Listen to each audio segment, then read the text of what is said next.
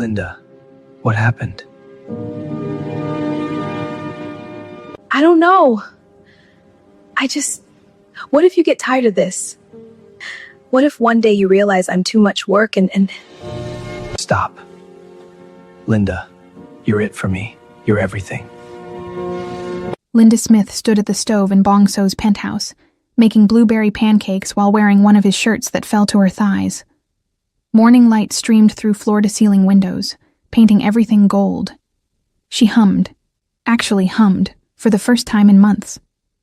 The kitchen smelled like butter and vanilla and possibility. Strong arms wrapped around her waist from behind. Bong So's lips found the curve of her neck, trailing slow kisses that made her shiver. "You're distracting me," she murmured, but leaned into him anyway. "That's the plan." His hand slid under the shirt, palms warm against her stomach. "I like you in my clothes." "I like being in your clothes." She turned in his arms, spatula still in hand. "I like all of this, being happy." His expression softened. He cupped her face, thumb stroking her cheek. "You deserve every moment of happiness, Linda. Every single one." She kissed him, soft and lingering. When they broke apart, he rested his forehead against hers. "I want you to meet my family this weekend," he said. Her stomach dropped. "Your family?" "Not blood. The people I chose. My real family." He saw her panic, pulled her closer. "They'll love you, I promise." But old fears resurfaced immediately. What if they didn't? What if she wasn't enough for his world either? Saturday evening arrived too quickly. Linda stood in front of the mirror in a burgundy wrap dress that hugged her curves perfectly, second-guessing everything. Bong So came up behind her, meeting her eyes in the reflection. "You're beautiful," he said simply, "and they're going to love you. Stop worrying." "Easy for you to say." He turned her to face him. "Linda, these are people who understand what it means to walk away from family, who know what it costs to choose yourself. They'll see you the way I do."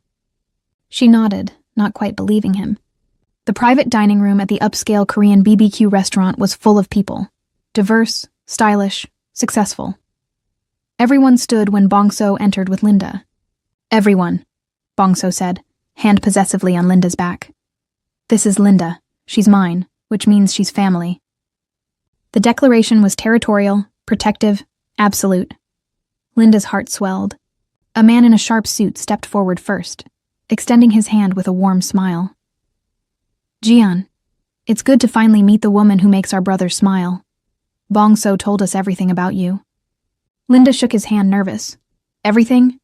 An elegant woman with kind eyes laughed. "He wouldn't shut up about you for 6 months. The pastry chef who creates art. The woman with the infectious laugh and the brilliant mind." She extended her hand. "Mira, Jian's wife." A broad-shouldered black man with an easy smile introduced himself next. "Darius, this is my wife, Teresa." A beautiful woman beside him waved warmly. A quiet Korean woman nodded respectfully. "Hana, welcome." The tension broke. They welcomed Linda not as an outsider, but as someone already belonging. As dinner progressed and the table filled with banchan and grilled meat, Linda relaxed. These people asked about her bakery with genuine interest. They complimented her without backhanded comments. They made space for her at the table and in conversation. Then they began sharing their stories. "My parents disowned me for my career choice," Jian said quietly, setting down his chopsticks. "Told me I'd shamed them, that I was a disgrace to the family name." He glanced at Bong So. "So I built my own family. Found this one in college. We were both lost, both looking for belonging." Darius nodded. "My family wanted me to be someone I wasn't. Tried to control every aspect of my life. The military gave me structure, but this family gave me acceptance." Hana spoke softly. "My father controlled everything. My education, my friendships, my entire future. He tried to sell me into an arranged marriage." She looked at Bong So with gratitude. "Bong So gave me the resources to leave and build my own life." Mira reached across the table, squeezed Linda's hand. "We've all walked away from people who should have loved us. You're not alone. You're safe here. Linda's eyes filled with tears. These people understood. They'd all been rejected by blood, rebuilt by choice. Under the table, Bongso's hand found Linda's thigh, squeezed gently. When she looked at him, his eyes said everything. You belong here. You belong with me. Later, Bongso drove with one hand on the wheel, the other laced with Linda's. The city lights blurred past, but inside the car it was just them. They loved you, he said. They're incredible. She paused, staring out at Houston's skyline. I didn't know family could feel like that, so easy, so accepting. That's what real family is. He brought her hand to his lips, kissed her knuckles. No conditions. No earning it. Just belonging. Linda stared out the window, something loosening in her chest. For 28 years, she'd believed family meant sacrifice and pain and constantly proving your worth. But this felt different. This felt like home. Back at the penthouse, Bongso undressed Linda slowly, reverently, kissing every inch of skin he revealed. Her shoulders, her collarbone, the curve of her breast. You're so beautiful, he murmured against her stomach. She'd learned to believe him. Learned that when he looked at her like this, like she was art, like she was everything, he meant it. They made love slowly, sweetly. His hands worshipped her body, her curves, her softness. Everything her family told her was wrong, he treated as sacred. Afterward, she lay in his arms, head on his chest, listening to his heartbeat. Thank you, she whispered, for tonight, for them, for showing me what I deserved all along. He kissed her forehead. You showed yourself, Linda. You chose to leave. You chose yourself. I just had the privilege of standing beside you. She fell asleep feeling whole, safe, loved without conditions for the first time in her life. 3 weeks later, Linda was developing a new recipe at Sugar and Grace, honey lavender croissants, when her phone buzzed. Instagram notification. A message request from an account she didn't recognize. CC Smith, 25. Her hand stilled on the rolling pin. She opened it. CC Smith, 25. Linda, it's Mom. I made a new account because I know you blocked my old one. Please don't delete this. I just want to talk. Linda's hands started shaking. She stared at the message, that old familiar guilt rising like floodwater. Another message came through. CC Smith 25. I saw the magazine feature. You looked so beautiful, sweetheart. Your bakery is thriving. I'm so proud of you. We all are. Can we please just talk? I miss my daughter. Linda's chest tightened. Proud. The word she'd chased her entire life, now offered like a peace treaty. She shouldn't respond. She knew this was manipulation. But her fingers typed anyway. Linda, what do you want? The response was immediate. CC Smith 25. Just to apologize properly. What happened at the wedding was terrible. We were stressed and said horrible things. But you're still our daughter. Can we have dinner? Please? Let us make this right. Linda stared at the screen. They sounded genuine. People could change, right? Maybe they finally saw her worth. Maybe the magazine, the success, made them realize what they'd lost. Linda, I need to think about it. CC Smith 25. Of course, baby. Take your time. We love you. We've always loved you. Here's my new number if you want to call. 713-555-0147. Linda saved the number, hating herself for it. That evening, Linda told Bongso about the messages while he cooked dinner. Shrimp and vegetables, her favorite. He listened without interrupting, his knife work precise and controlled. What do you want to do? He asked, setting down the knife and turning to face her. I don't know. She leaned against the counter, arms wrapped around herself. Part of me knows it's a trap, but part of me wonders, what if they really are sorry? What if I'm throwing away a chance at having my family back? Bongso stepped closer, framed her face with his hands. You have a family, Jian, Mira, Darius, Hana, me. But they're not my blood. Blood doesn't make family, Linda. His voice was firm but gentle. You know this. You lived it. Blood is just biology. Family is choice. I know. I do. But tears blurred her vision. What if I regret not trying? What if they really have changed and I'm too scared to see it? He pulled her close, wrapped her in his arms. Then we try. But I'm coming with you. They won't like that. I don't care what they like. His tone was absolute.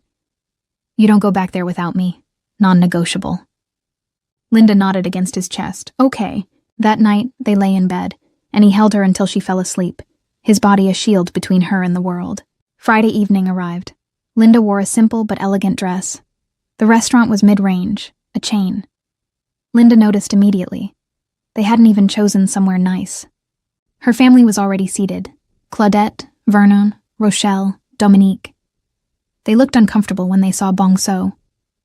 We thought it would be just family, Vernon said stiffly. He is my family, Linda replied, and Bong So pulled out her chair, his hand briefly touching her shoulder, grounding, protective. The first 10 minutes were awkward small talk. Then Claudette started. Linda, we really are sorry about the wedding. Things got completely out of hand. We love you, Rochelle added, but her smile didn't reach her eyes. You're my sister. I hated how things ended. Dominique nodded. I felt terrible about everything. Linda wanted to believe them. God, she wanted to believe them. I appreciate you saying that.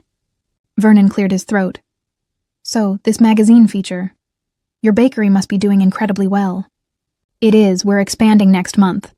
That's wonderful, sweetheart. Claudette's smile widened, and something in it made Linda's stomach tighten. Actually, that's partly why we wanted to talk. Dominique is launching a lifestyle brand. And I thought we could collaborate, Dominique jumped in, suddenly animated. You make exclusive desserts, I promote them on my platform. We'd be partners. What kind of partnership? Linda asked carefully. Well, I'd handle all the marketing and promotion. I have 2 million followers. You'd handle the baking. We'd split profit 60-40. Linda's stomach sank. 60-40 in whose favor? Mine, obviously. My platform is worth more than... Dominique caught herself. I mean, it's fair compensation for the exposure. Bong So's hand found Linda's under the table, squeezed once, support and warning both. And there's something else, Claudette continued, not meeting Linda's eyes. Your father's been having health issues. The medical bills are substantial. We thought since you're doing so well now, and Bong So clearly has resources. How much? Linda asked, her voice hollow. Vernon named a figure, $20,000. And the collaboration? Linda pressed Dominique. The desserts would be... Rochelle shifted in her seat. Well, complimentary, obviously. We're family. You can't charge us. Like the wedding cake. Uncomfortable silence stretched across the table. Linda, don't be difficult. Claudette's voice sharpened, the mask slipping. We're giving you a chance to be part of this family again. Don't throw it away because of pride. Linda looked at each of them, really looked. At her mother's calculating expression, her father's impatience, her sister's entitled expectations, at the pattern she'd been trapped in for 28 years, repeating like a nightmare she couldn't wake from. And something inside her snapped clean. No, she said quietly. Vernon blinked. Excuse me? No, I won't give you money. I won't work for free. I won't do any of it. Linda, after we apologized, Claudette started. You didn't apologize because you were sorry. Linda's voice was steady now, clear and strong. You apologized because you saw success and came circling back. You saw the magazine, saw Bong So, and thought you could profit.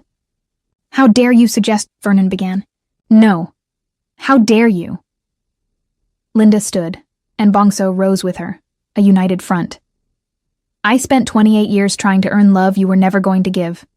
I made myself small, paid your bills, absorbed your cruelty. And for what? So you could exclude me from photos? Evict me?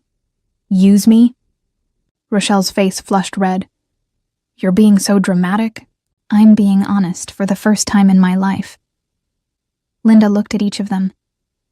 I don't need your approval anymore. I have people who love me without conditions, who see my worth without me proving it constantly. That's what real family is.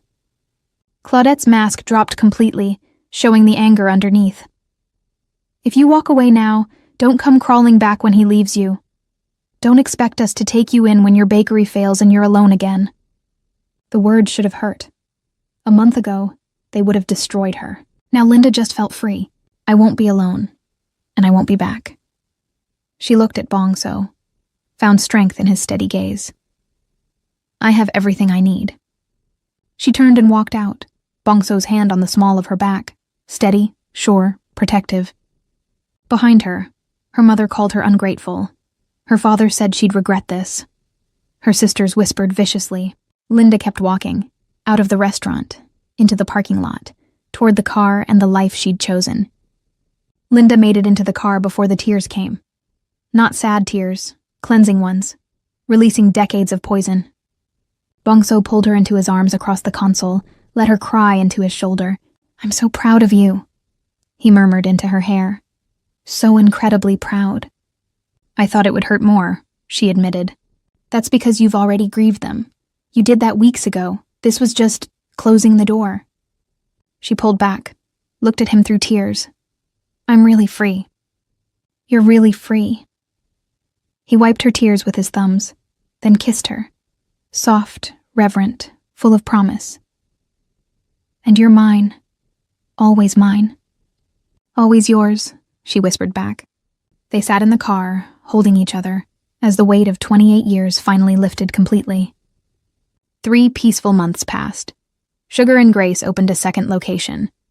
Linda was thriving. She was happy. But late one night, old demons came creeping back. Bong-so found Linda at midnight in the penthouse kitchen, surrounded by perfectly piped macarons, her face streaked with tears. Linda. He was at her side immediately, turning off the oven. What happened? Nothing. Everything. She laughed bitterly, wiped her eyes. I keep waiting for it to end. For you to wake up and realize you could have anyone. Someone less damaged, less complicated. Someone who doesn't come with all this trauma. Where is this coming from? I don't know. She was crying harder now. What if you get tired of this? Of me? What if one day you realize I'm too much work and... Stop. He pulled her into his arms, held her tight. Linda, look at me. She did. His dark eyes were blazing with intensity. I don't want anyone else. I want you. Trauma, complications, midnight baking spirals and all. His hands cupped her face. Do you think I don't know what I have? Do you think I don't wake up every morning grateful that you called me that night? But, no. He kissed her forehead, her cheeks, her lips, soft, worshipful touches. You're it for me. You're everything. And I need you to understand something. He stepped back, reached into his pocket, and pulled out a small velvet box. Linda's breath stopped. Her heart stopped. Everything stopped. I had a plan, Bong-so said, opening the box to reveal a stunning ring. Emerald center stone surrounded by diamonds, exactly her style. Romantic restaurant, musicians, the whole traditional thing. Linda stared at the ring, unable to process what she was seeing. But that's not us. He took her flower-covered hand. We're midnight kitchen breakdowns and parking lot rescues. We're choosing each other when it's hard, when it's messy, when it's real. He knelt right there on the kitchen floor between cooling racks and mixing bowls. Linda Smith, will you marry me? Linda couldn't speak, couldn't breathe, could only stare at this man kneeling before her, offering everything she never thought she deserved. You don't have to answer now, Bong-so said softly, but she could see the vulnerability in his eyes. I know it's fast. Yes, the word burst out of her. Yes, yes, 1,000 times yes. His smile could have lit up the entire city. He stood, slid the ring onto her finger. A perfect fit because of course he knew her size, probably had it measured while she slept, and kissed her. It wasn't gentle. It was claiming, possessive, full of promise and passion and everything they were together. When they broke apart, both breathless, he rested his forehead against hers. You're mine now, he murmured. Officially, completely mine. I was always yours. She looked at the ring, the way it caught the kitchen light. From that first day at the bakery, I think I was yours. He lifted her onto the counter, stepped between her legs. I fell in love with you while watching you pipe cream puffs. Did you know that? What? The way you talked about flavor, about structure, about creating something beautiful. His hand slid up her thighs. The way your whole face lit up. I knew right then, this woman is mine.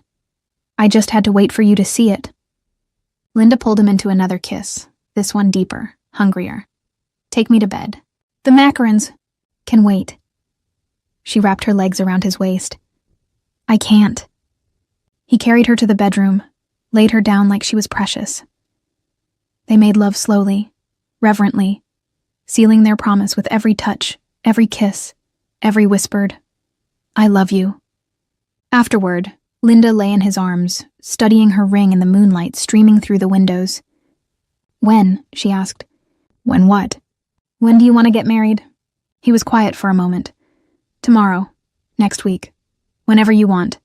I just want you to be my wife. 6 months, she decided. Spring. Small ceremony. Just our real family. Perfect. He kissed her shoulder. Absolutely perfect. She fell asleep wearing his ring and his arms, feeling more chosen than she ever thought possible. 6 months later, Linda stood in a private garden venue under flowering trees, wearing a custom wedding dress that fit her perfectly, ivory silk that hugged every curve, off-shoulder with delicate lace details. Mira stood beside her as maid of honor, radiant in soft pink. The ceremony was small, intimate, perfect. 40 guests. No blood family on her side. Just the people who chose her. Gian, Mira, Darius and Teresa, Hannah, her bakery manager Kim, regular customers who'd become friends, Bongso's extended chosen family. Bongso waited at the altar in a tailored black suit, eyes locked on her as she walked down the aisle alone. No father to give her away. She gave herself, freely, joyfully, to the man who saw her worth when she couldn't. The vows were simple but devastating. I choose you, Linda said, voice steady despite tears. Every single day for the rest of my life, I choose you. Thank you for showing me what love without conditions looks like. Thank you for being my safe place, my home. Bongso's voice was rough with emotion. I promise to protect you, treasure you, and stand beside you through everything. You are mine, and I am yours, from that first day until my last breath, always. They exchanged rings. The officiant pronounced them married. Bongso kissed her like she was oxygen, like she was his entire world, like he'd never let go. The reception was pure joy.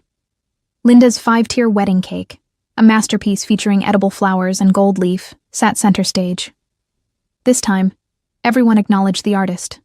During their first dance, Bongso whispered, "Happy Mrs. Bong," deliriously. She laughed against his chest. Though I'm keeping Smith professionally. I don't care what name you use. He spun her slowly. As long as you're mine. Always yours. He kissed her again as their family cheered, phones capturing the moment not for social media, but for memory. For love. For proof that happy endings existed for people brave enough to choose themselves. 1 year later, Linda stood in the doorway of the penthouse nursery, 8 months pregnant with their daughter, one hand on her rounded belly. The room was perfect. Soft colors, white furniture, everything she'd dreamed of and never thought she'd have. Bongso came up behind her, wrapped his arms around her waist, hands covering hers over their baby. She's active today, Linda murmured as their daughter kicked. Strong like her mother. He kissed Linda's temple, his hands gentle on her stomach. Stubborn like me. She's going to be so loved. Linda's voice caught. So incredibly loved. Spoiled by everyone. Bongso turned her gently to face him. Gian already bought her a savings bond. Mira knitted 12 blankets. Darius got her first leather jacket. Linda laughed. She's not even born yet. She's already the most important person in their lives. Well, he cupped Linda's face. Second most important. I still can't believe this is real. That I get to have this, have you, have her. Believe it. He kissed her softly. This is your life. Our life. The one you always deserved. Their daughter kicked again, as if agreeing. "What should we name her?" Linda asked. "Something that means light," Bongso said immediately. "Because that's what you both are. My light." Linda teared up. "I love you so much. I love you more, both of you." 6 months later, Linda woke to soft cooing from the baby monitor. She smiled before opening her eyes, still amazed that this was her life. Bongso's side of the bed was empty. He was already up with their daughter. She found him in the nursery, shirtless, dangerous tattoos on full display, holding their 5-month-old baby girl, Hana Jiwoo, named after his chosen sister, and Jiwoo, meaning wise and beautiful. "Someone woke up early," Linda said softly from the doorway. Bongso looked up, and his smile, that rare, precious smile he only gave them, made her heart skip. She wanted her mother. He handed Hana over carefully. The baby girl, perfect brown skin, dark curls, her father's sharp eyes and her mother's warm smile, cooed and reached for Linda's face with tiny fingers. Linda settled in the rocking chair to nurse, and Bongso sat on the floor beside them, his hand on Linda's knee. The three of them a complete unit. A family. "Mira called earlier," he said quietly. "Your mother tried to reach out through her Instagram." Linda's chest tightened for only a moment before releasing. "What did she say?" "That she saw Hana's photo, wants to meet her granddaughter, wants to make things right." Linda looked down at Hana, at this perfect little girl who would never know conditional love, who would never wonder if she was enough, who would grow up surrounded by people who chose her. "No," Linda said simply, firmly. "You're sure?" "I'm absolutely sure." She looked at him. "They don't get to miss everything and show up for the good parts. They don't get access to our daughter. Not ever. She deserves better than people who only love when it's convenient." Bongso's expression flooded with pride. Mira told her the same thing. Said if she contacted anyone in our family again, there would be consequences. "Our family," Linda repeated, loving how natural it sounded now. Hana finished nursing and made a satisfied sound. Bongso took her, lifted her up gently, and she giggled, full belly laughs that filled the nursery with pure joy. Linda watched her husband and daughter, her heart so full it might burst. This was what she had now. A man who loved her fiercely, a daughter who would grow up knowing her worth, a chosen family that showed up without being asked, a thriving business with 3 locations, a life built entirely on her own terms. "What are you thinking?" Bongso asked, catching her expression. "That I'm exactly where I'm supposed to be." She stood, wrapped her arms around both of them. "That I'm home." He kissed her forehead. "You are. We both are." Hana babbled happily between them, and Linda knew with absolute certainty. She'd made the right choice that night in the parking lot. She'd called. He'd come. And she'd never looked back. She was chosen, she was loved, she was free. And this beautiful, messy, perfect life was just the beginning. The end. If Linda's story reminded you that you deserve love without conditions, that walking away from toxicity isn't giving up, it's choosing yourself, then smash that like and subscribe button. Because stories where curvy black women get the fierce protection, unconditional love, and happy endings they deserve. I'm not done telling them. Drop a comment. Would you have had the strength to walk away? Or are you still trying to earn love that'll never come? Let's talk about it.